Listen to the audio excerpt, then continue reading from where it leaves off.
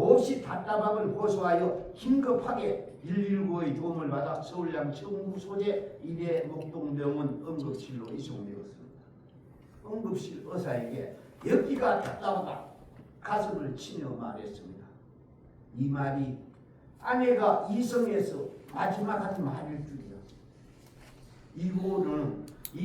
이후로는 인공호흡기를 장착하고 응급실을 거쳐 중증 환자 격리병원으로 이송되면서 면회는 물론이고 핸드폰 통화 등 일체 연락이 불가능했습니다. 다음은 이번 치료인 사방 과정을 말씀드리겠습니다. 이번 서너 시간 뒤일까 혈압이 자꾸 떨어지고 호흡 기능이 저하되어 인공호흡기로도 호흡이 어렵다며 목에 구멍을 내서 호흡용 호수를 삽입해야 된다고 했습니다. 이번 이틀 후에는 떨어진 혈압이 전혀 회복되지 않고 심장과 폐의 기능이 더욱 나빠져서 에코모란 치료를 실시한다고 했습니다. 후에 담당 간호사의 설명을 들어봤더니 에코모 치료란 체외로 혈관을 빼내어 물리적으로 이산화탄소 등을 분리 제거하고 신선한 산소를 공급시켜주는 일종의 생명유지장치로 치료비만 하루에 300만 원 정도라 했습니다. 더구나 몸 부분이라도 치면 연결된 호수 등이 빠지고 기기가 파손된다며 팔과 다리 등 온몸을 붕대로 묶어두었다고 했습니다.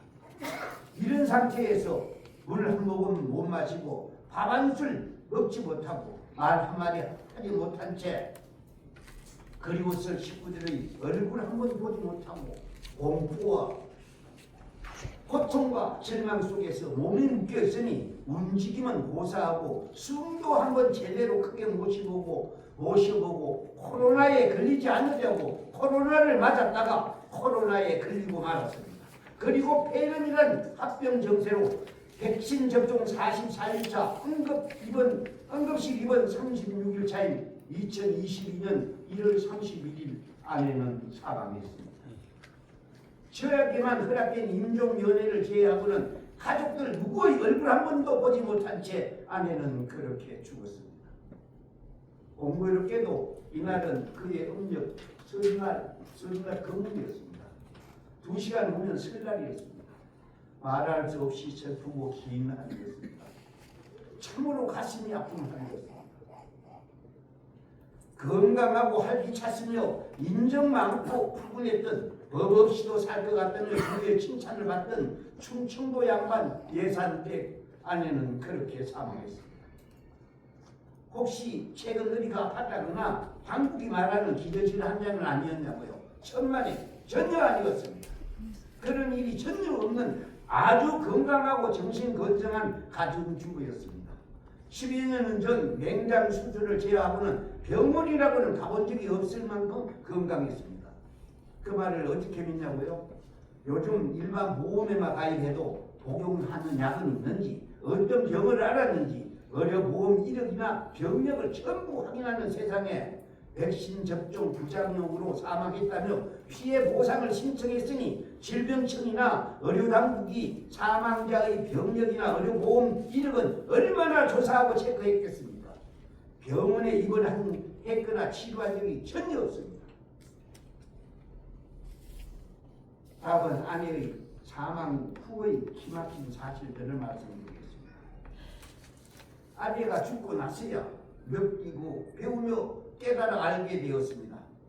코로나 백신의 진실을, 코로나 백신의 엄청난 위험성을, 다시 말해 코로나 백신은 맞으면 죽을 수도 있다는 절대적인 사실을 알았습니다.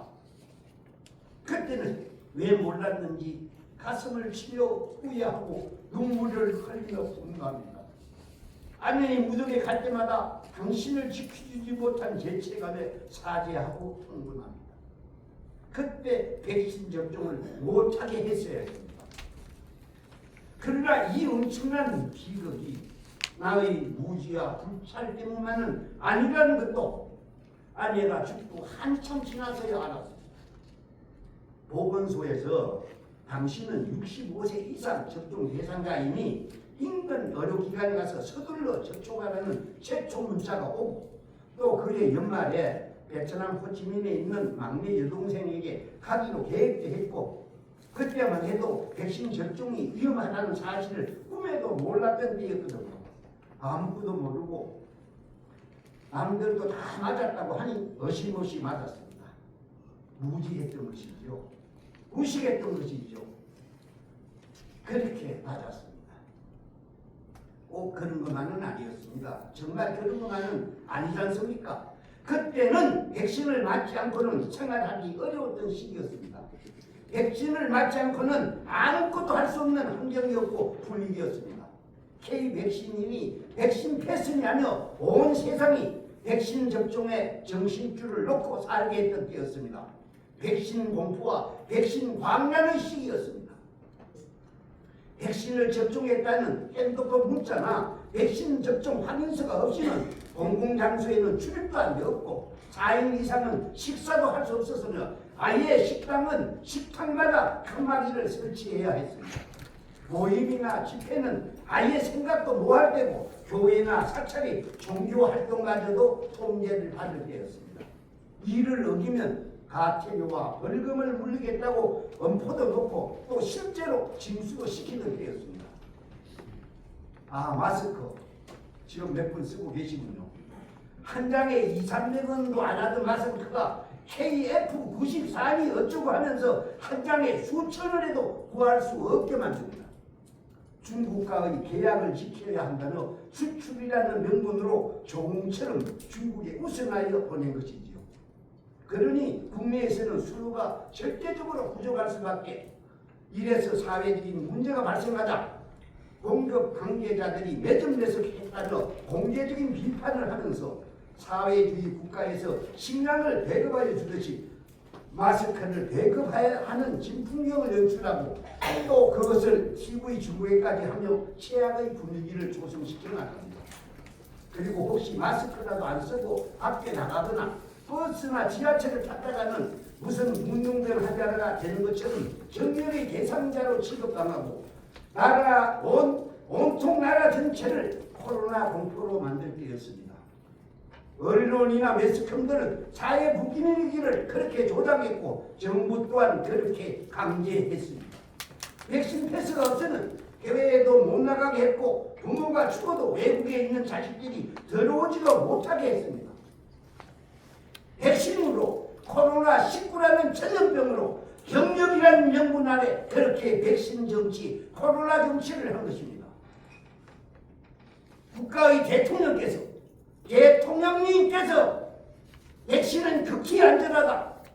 만약 백신을 접종받고 부작용이 발생하면 국가에서 책임진다며 전 국민을 향해 국가 책임론을 발표했습니다. 그것도 TV 방송을 통해서. 거기다가 한술 더해 보건당국은 백신 접종은 이웃을 위한 것이며 이웃에 대한 배려이고 이웃에 대한 의무라며 백신 접종을 권고하고 강제했습니다.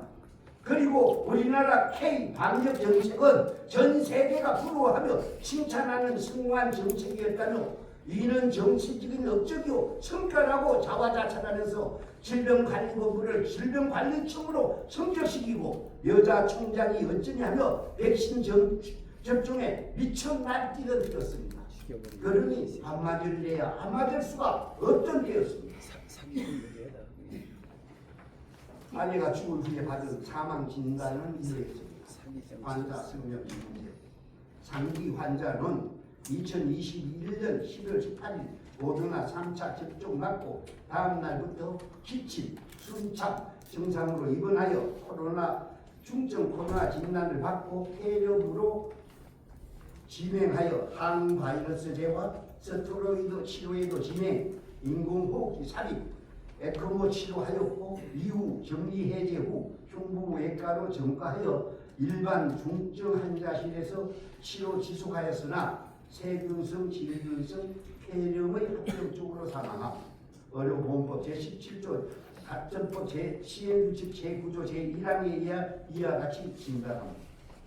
이와 인사되었고 의과대학 부속 2대 목동병 의사 최인정. 다음은 사망 후의 일들을 말씀드리겠습니다. 코로나 폐렴으로 죽었다는 사망 진단서와 함께 동주민센터에 사망 신고를 했습니다. 주위에서 코로나 관련 사망자는 정부에서 사망 기록금과 장례비 일부를 지원해 준다고 해서 구비서류를 준비하고 접수했습니다. 일주일 후 관할 보건소에서 연락이 와서 감사한 마음으로 나름 단정한 복장을 하고 나갔습니다. 그러나 대답은 극히 사무적이고 얼음장같이 냉정했습니다. 유가족이 코로나 감염이라도 되는 듯 사무실이 아닌 복도에서 설명을 하더라고요. 사망 당시가 코로나 양성이 아니고 음성인 상태에서 사망하였으므로 사망 위로금이나 장례비 지원 대상자로 분류되지 않는다고 했습니다.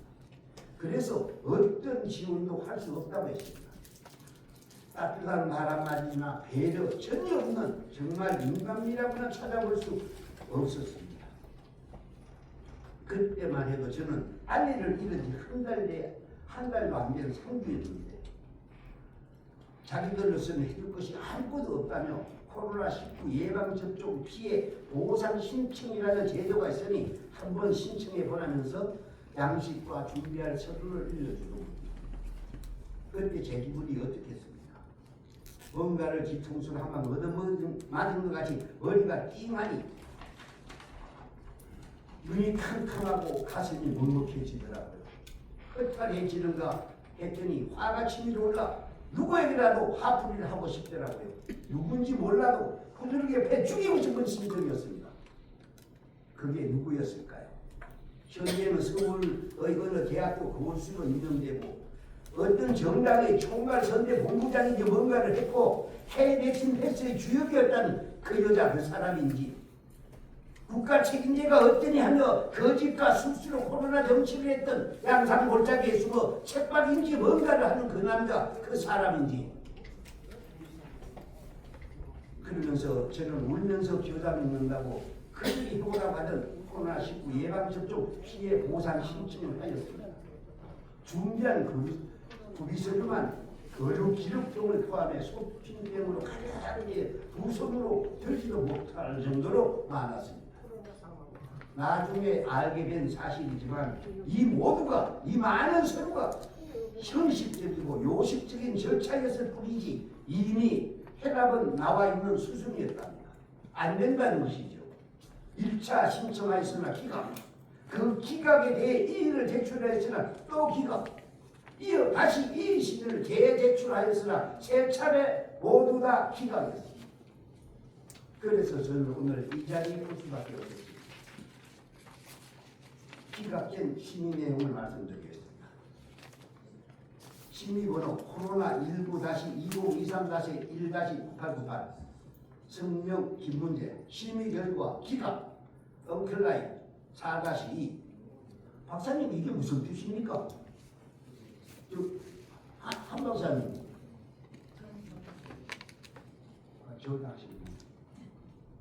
저 심의 내용 기각에 unlikely 4-2 나오고 있어. unlikely가 무슨 뜻이에요? 아닌 것 같습니다. 이게 그런 게 아닌 것 같습니다. 그런 뜻이고 아니라도 아니고 아닌 것 같다는 뜻이. 기각 내용입니다. 23년 21차 심의 결과에 대한 이 신청사항을 검토한 결과 피접종자에게 나타난 몸살, 통통, 호흡곤란, 기침, 근육통 증상으로 의료기관에 내원하여 진단받은 코로나19 및 이후 진단된 폐렴에 대한 입원 치료하였으나 접종 44일 후에 사망한 점과 사망 진단서상 직접 사인 또한 코로나 폐렴으로 확인되나 이는 백신 전 알려진 이상 반응에 해당하지 않는 점을 고려할 때 예방접종과 인과성이 인정되기 어려운 경우에 해당 4-2 아까 말씀 그런 게 아니라는 뜻이 그래서 기각했다. 다시 말해 사지가 비틀리고 눈알이 튀어나오고 뒤집히며 접종 접시 피를 토하고 죽거나 예사상태가 되고 전신마비의 식물인간이 되거나 죽더라도 최소한 백신 접종 42일 안에 죽어야만 백신 접종 부작용으로 인한 인과성이라고 인정하지 백신을 맞고 발생하는 여한, 몸살, 흉통, 호흡곤란, 기침, 근육통, 심폐 기능 저하, 목구멍에 구멍을 뚫고 호수를 꺾고 인공호흡기를 강제하고 혈압이 떨어져서 심장 박동이 악화되어 몸 밖에서 심장과 폐의 기능을 개선해주는 생명 유지 장치인 에크모란 신호를 받다가 죽었는데도 그 모든 것은 백신 부작용으로 관계가 없다. 다시 말해 인가슴이 인정할 수 없다는 것입니다. 그래서 기각이라는 것입니다. 국가나 보건당국의 책임이 아니라는 것입니다. 따라서 일체의 어떤 보상도 해줄 수 없다는 것입니다. 우리나라는 참으로 공평하지도 평등하지도 않는 나라입니다. 여러 가지로 차별이 심하며 결코 정의롭지 못한 그런 정부이고 그런 국가입니다. 정말 자랑스럽지 못한 나의 조국 대한민국입니다. 자랑스러운 조국이라고 말하기에는 너무나도 창피한 나라이고 정부입니다. 2014년 4월 16일 인천에서 제주도로 476명의 승객을 태우고 항해하던 선박이 전라남도 진도군 앞바다에서 침몰하여 어린 학생들 304명의 여행객들이 1000명을 담겼습니다. 참 애가쁘고 안타까운 결코 있어서는 안 될 해상의 해양사고였죠. 소위 세월호 사고입니다. 엄밀히 객관적으로 따져 판단해 볼 때 사고의 원인과 사고의 책임은 항해사를 비롯한 선박을 운항하는 선박회사입니다. 국가나 정부의 관계기관들이 책임질 일은 아니라고 생각합니다. 그런데 그 어떤 정치적 논의와 시민단체들의 사회적 이해관계는 정부로 하여금 피해 가족들에게 엄청난 피해 보상을 실시하는 겁니다. 그리고 2022년 10월 어느 날 저녁 헬리원인지 뭔지 일반 국민들은 잘 알지 못하는 요란한 축제에 통제가 불가능할 정도로 많은 인파가 한꺼번에 몰려들어 엉키고 설켜 있었으면 안 될 압사 사고가 발생합니다. 축제를 즐기러 갔던 귀한 생명들이 애국인 26명을 포함하여 159명의 희생자를 발생시킵니다. 이태원 사고입니다. 이 사고 또한 여지없이 언론과 시민단체들이 주역으로 등장합니다.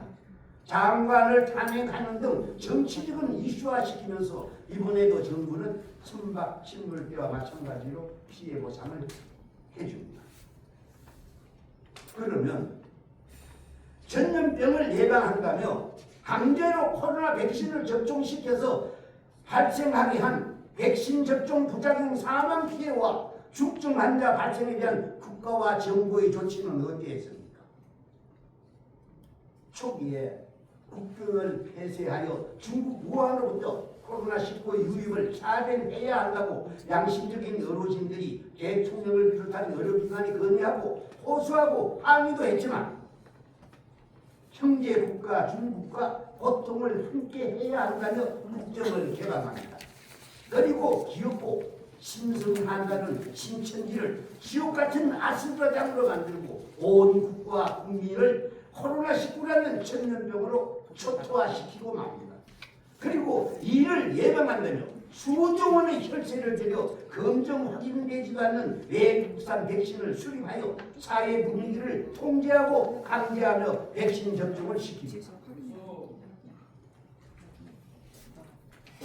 그리고는 유효 기간이 지났다며 수천억 원에 달하는 상당량의 백신을 폐기도 시킵니다.